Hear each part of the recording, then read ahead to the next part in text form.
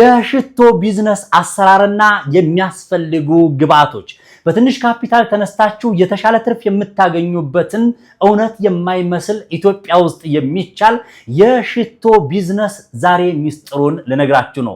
ከኔ ጋር አብራችሁን ስትቆዩ ዛሬ የሽቶ ቢዝነስ ለመጀመር ምን ያክል የመነሻ ካፒታል ያስፈልገናል፣ እንዲሁም ደግሞ ግብአቶቹን ከየት በቅናሽ ዋጋ እናገኛቸዋለን፣ ግብአቶቹ ምንድን ናቸው፣ እንዲሁም ደግሞ የገበያ ሲስተሙ ምን ይመስላል የሚሉትንና ሌሎችንም በርካታ በሽቶ ቢዝነስ ላይ ቀለል ባለ መልኩ አጠር አድርጌ ላስረዳችሁ ነው። የትም ሳትሄዱ የምትመለከቱበትን የሶሻል ሚዲያ ፕላትፎርም ዩቲዩብ ላይ ካላችሁ ሰብስክራይብ፣ ቲክቶክ ላይ ካላችሁ ደግሞ ፎሎ፣ ላይክ፣ ሼር ያደረጋችሁ ተከተሉኝ። እንደተለመደው አይኔ እዛና እዚህ ካለባችሁ እንዲሁም ደግሞ ለቲክቶክ እና ለዩቲዩብ እየሰራው ስለሆነ ለሁለቱም ስለሆነ እንግዲህ ዋናው መልእክቱ ነውና በቀጥታ ወደ ገደለው እንግባ።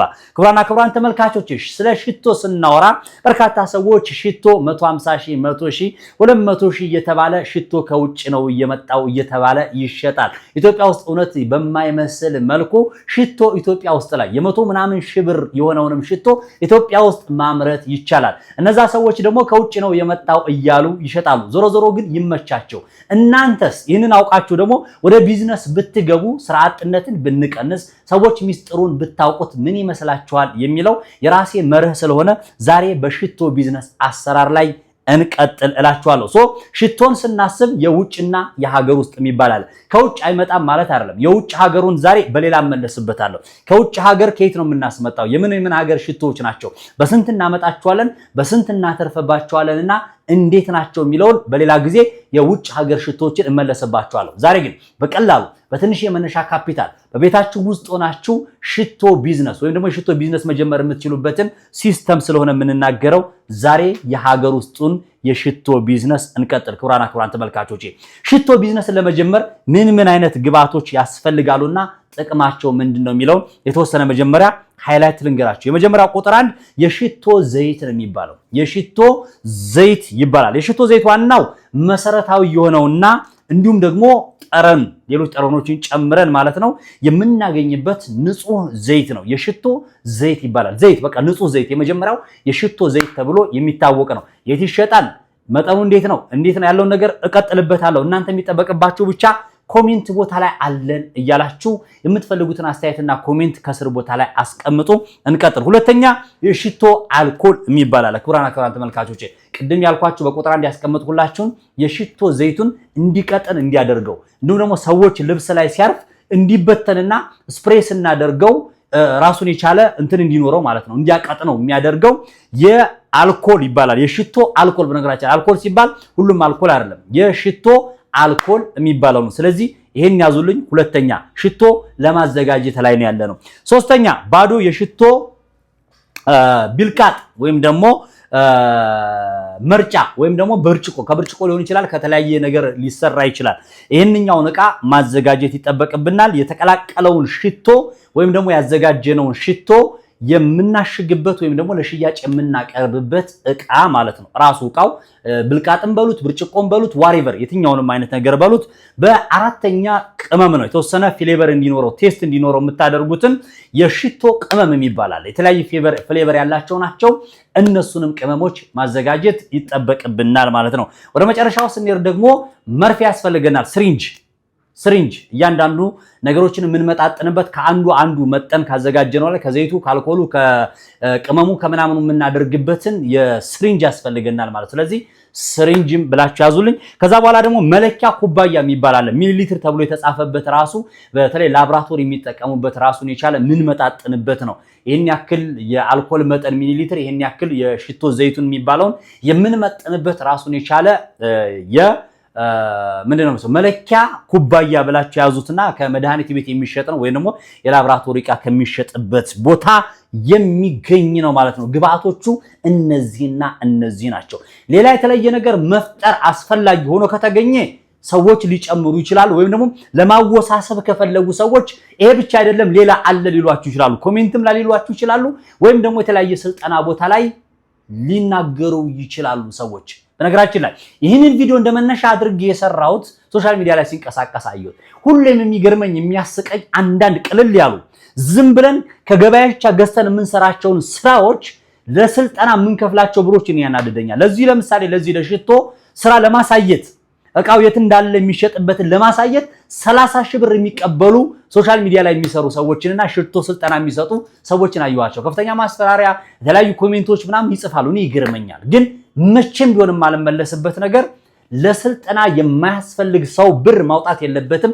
እኔ እያለሁለት ስለሆነ ምለው እንቀጥላው ክቡራን ተመልካቾች። ስለዚህ ከገበያ ገዝታችሁ በቀላሉ የሽቶ አቀማመም ተውት። አበሻ ላይ ሰራ ይችላል፣ ምቀኝነት ሊኖርብን ይችላል። ፈረንጅ ግን የሽቶ አቀማመም አሰራር የሚለውን በሚሊ ሊትር ከፈለጋችሁ ደግሞ በቀጣይነት የምነግራችሁ የምትገዙባቸው ቦታዎች ላይ ሄዳቸው ራሳቸው ይነግሯቸዋል። በቃ ከዚህ በስሪንጅ አመጣችሁ ከዚህ ያደረጋችሁ እያሸተታችሁ ጣዕሙ እንዴት ነው ደርሷል ወይ ቴስቱ በቂ ነው አይደለም የሚለውን እያደረጋችሁ እያያችሁ መጥናችሁ የምትሰሩት ነው። እንቀጥል። ለማንኛውም የሽቶ ዘይት አሁን ወደ ግዢውና የት ይገኛል የሚለውን ነው የምንሄደው። የሽቶ ዘይት የሚሸጠው በሊትር ወይም ደግሞ በግራም ተብሎ በሚታወቀው ቦታ ላይ ይሸጣል። ለምሳሌ ከፈረንሳይ፣ ከቱርክ፣ ከህንድና ከሳውዲ አረቢያ የመጡ የሽቶ ዘይቶች ይኖራሉ። እዚሁ ኢትዮጵያ ውስጥ ላይ የሚሸጡ ግብአቶች ወይም ደግሞ የሽቶ ዘይቶች አሉ እነዚህ። ስለዚህ በምን ነው የምትገዟቸው? እንዳልኳችሁ በሊትርና በግራም ሊሆን ይችላል። በብዛት ከማከፋፈያ ቦታ የምትገዙ። ከየት ነው የምናገኘው ልትሉ ይችላላችሁ። መርካቶ አመር ሰንደቅ ልብ ብላችሁ ያዙ። አመር ሰንደቅ የሚባል ህንፃ ራጉኤል መንገድ ዙሪያውን ራጉኤል መንገድ ላይ ሄዳችሁ ዙሪያውን ታገኛላችሁ። እንዲሁም ደግሞ እዛው መርካቶ ውስጥ ላይ ማለት ነው ፊንፊኔ ህንፃ የሚባል አለ። እነዚህ ህንፃዎች ላይ በጅምላና በማከፋፈያ ዋጋ የሽቶ ዘይት አስመጪዎችና የሚሸጡ ድርጅቶችንና ሱቆችን የምታገኙበት ቦታ ነው። እዚህ ላይ የምናገረው ነገር ማሳሰቢያ፣ በጣም ብዙ ሰዎች ስልክ ቁጥር ወይም ደግሞ ሱቅ ቁጥር ንገረን ትሉኛላችሁ። እዚህ ላይ ሁሌም እንደምናገረው አልናገርም። እኔ ለምን እንደማልናገር ታውቃላችሁ? የሱን ስልክ ቁጥር እዚህ ነገርኳችሁ ለጠፍኩኝ ወይም ደግሞ ለእናንተ ነገርኳችሁ ማለት ያ ሰውዬ ያ ባለ ሱቅ ሁሉ ጊዜ ሲጨማለቅና ዋጋ እንደፈለገ ከፍ እያደረገና እንደፈለገ ሰው እያሰቃየ የሚሸጥበት ሲስተም ነው። ስለዚህ ፍሪ ማርኬት እስከሆነ ድረስ አንድ ሱቅ አይደለም 100 እና 200 ሱቆችና አከፋፋዮች ስለሆነ ያሉት ሄዳችሁ መርጣችሁ ፍሪ ማርኬት ራሳችሁ ከአንዱ ዋጋ አወዳድራችሁ ትገዛላችሁ ማለት ነው። ስለዚህ ስልክ አልነግራችሁም ማለት ነው። የሽቶ አልኮል ላይ እንግባ። የሽቶ አልኮል ቅድም ቦታዎቹን ነግሬያችኋለሁ። የሽቶ አልኮል ደግሞ የሚገኘው ሌላ ቦታ ነው። ኬሚካል አቅራቢ ሱቆች ጋር ነው ይሄንኛው የሚገኘው የሽቶ አልኮል ማለት ነው። ስለዚህ ተመሳሳይ አይደለም ነግሬያችኋለሁ። ሄዳችሁ እዛ ከእንትን ቦታ ላይ ከመድኃኒት ቤት ሄዳችሁ የምትገዙት አልኮል አይደለም። መርካቶ አትክልት ተራ ወይም ደግሞ ምዕራብ ሆቴል አካባቢ ላይ ጎማ ቁጠባና ተክለ ሃይማኖት የሚባሉት አካባቢዎች ላይ 4 ቦታ ጠቀስኩላችሁ። 4 ቦታዎች ላይ ብትሄዱ እነዚህ የላብራቶሪ ኬሚካሎችን አቅራቢ ድርጅቶች አሉ። አሁን እዛ ቦታ ላይ ሄዳችሁ በሊትር በታሸገው ሊሆን ይችላል፣ በካርቶን ሊሆን ይችላል፣ እናንተ በምትፈልጉት መጠን ልክ መግዛት የምትችሉበት ቦታ አሁን ጠቀስኩላችሁ። ለምን የሽቶ አልኮል ትገዛላችሁ ማለት ነው። እንቀጥላውን ፈጠን እያልኩ ልሄድላችሁ። ባዶ ዕቃ ምስራቅ ዴፓ ወይም ደግሞ ምስራቅ ዴፓ የሚባል አለ መርካቶ። እዛው የፕላስቲክና ብርጭቆ ተራ የት ነው ብሏቸው። መርካቶ ስትሄዱ የፕላስቲክና ብርጭቆ ተራ የሚሸጥበት አካባቢ ላይ ሄዳችሁ ለሽቶ የሚሆናችሁን ዕቃ መርጣችሁ በፍሬ በደርዘን በተለያየ አይነት መንገድ ላይ ገዝታችሁ መምጣት የምትችሉበት ነው። አቅም ያላችሁ ሰዎች ካላችሁ ከቻይና በካርጎ ማምጣት ትችላላችሁ። ይቻላል። በፍሬ በጣም በሳንቲም ደረጃ ከውጭ ሀገር መምጣት እንደሚችል አውቃለሁ። አስመጪዎችን ካላችሁ ደግሞ ይሄን ቢዝነስ ለሚሰሩ ሰዎች ደግሞ ከውጭ ኢምፖርትና ኤክስፖርት ላይ የሚሰሩ ሰዎች ከቻይና መምጣት እንደምትችሉ ኢንፎርሜሽኑ ስላለኝ ይሄኛውን ማቅረብ ወይም ደግሞ መጠቀም ትችላላችሁ ማለት ነው። ከዛ በኋላ ወደ መጨረሻ ላይ ስንመጣ መስሪያ ወይም ደግሞ ማቀላቀያ የሚባለውን ዕቃ መግዛት የምትችሉት ቅድም ያልኳችሁ ስሪንጅ እና የተለያዩ ሳህኖችና የላብራቶሪ ዕቃዎችን የምታገኙት መድኃኒት ቤትና የመድኃኒት ዕቃ አቅራቢዎችና አስመጪ ድርጅቶች አሉ። ስለዚህ እነዛ ድርጅቶችን ከውጭ ሀገር ኢምፖርት የሚያደርጉ ሰዎች ጋር ቀርባችሁ መግዛት ትችላላችሁ። ለምን የላብራቶሪ ዕቃ የሚሸጥባቸውን። ዞሮ ግን በአካባቢያቸው ያሉ መድኃኒት ቤቶችን ብትነግሯቸው እነሱ ብዙዎቹ ይኖራቸዋል ብዬ አስባለሁ። ስሪንጅና እንደዚህ የላብራቶሪ ዕቃ ማቀነባበሪያው ዕቃ ማለት ነው። ስለዚህ እነዚህ ዕቃዎችን ከነሱ ግዙና እንደገና ቅድም ያልኳችሁ የሽቶ ቅመሞቹ የሽቶ ቴስቶችንና ፍሌቨሮችን ደግሞ ቅድም ያልኩባችሁ እዚህ የሽቶ ዘይት የሚሸጥባቸው ቦታዎች አመር ሰንደቅ ራጉኤል መንገድና ፊንፊኔ ህንፃ መርካቶ አካባቢ ላይና በተጨማሪ ደግሞ መርካቶ አትክልት ተራ ምዕራብ ሆቴል አካባቢ ጎማ ቁጠባ ተክለ ሃይማኖት ላይ ብትሄዱ እነዚህን የሽቶ ቅመሞችንና የሽቶ ዘይቶችን አልኮሎችንና ለዚህ ለሽቶ ቢዝነስ የሚጠቅሟችሁን የተለያዩ ግብአቶችን እዛ ጋር በቅናሽ የምታገኙበት ቦታ ነው።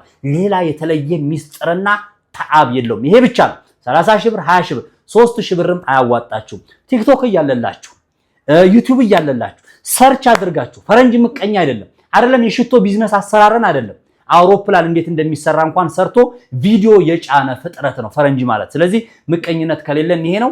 ቢዝነሱ ግን በቀላሉ ሽቶና ኢምፖክሲ መቼም ሄዳችሁ የሽቶና የኢምፖክሲ አሰራር ብላችሁ ገንዘብ ከምትከፍሉ ተቆጠቡ እኔ እያለሁላችሁ ለማለት ያክል ነው። ይሄንን ካፒታል እንደመጀመሪያ ለመጀመር ላሰባችሁ ሰዎች ሽቶ የተወሰነ ለመጀመር ወደ ቢዝነሱ መግባት ላሰባችሁ ሰዎች አነስተኛ ካፒታል 50 ሺህ ብር ካዘጋጃችሁ ማለት ነው ወደዚህ ቢዝነስ መቀላቀል ትችላላችሁ። የኛውን ቢዝነስ ስትጀምሩ ቤታችሁ ባለ ጠረጴዛና ባለ የሆነ ነገር ላይ ጀምራችሁ ሶሻል ሚዲያ ላይ ቲክቶክ ላይ ዩቲዩብ ላይ እና ፌስቡክ ላይ ፖስት እያደረጋችሁ በተጨማሪም ለምታውቋቸው ሰዎች ለአካባቢያችሁ ለእህት ለወንድማችሁ ለአባት ለእናታችሁ ላጎት እንዲሁም አካባቢያችሁ ላይ ላለ ሰው ሽቷችንን ቅመሱት እያላችሁ በማስቀመስና እነሱ ላይ በማርጨት ጣሙን በማሳወቅ ሙስሊሞች መስጊድ አካባቢ ላይ ቤተክርስቲያን አካባቢ ላይ እየሄዳችሁ ሽቷችሁን በማስቀመስ ወደ ቢዝነሱ መግባት ትችላላችሁ። አለቀብኝ እያሉ ዶዶራንታችሁን ሽቶ የተለያዩ ነገሮችን አብሮ ተጨማሪ ማዘጋጀት ትችላላችሁ ነው። በዕጣን መልክ በጭስ መልክ በብዙ ነገሮች መልክ ማዘጋጀት ይችላል። ቅንነት ማለት ይሄንኛው ነው። ከዛ ከፍ እያላችሁ ከሄዳችሁ ሱቅ እንክፈት ካላችሁ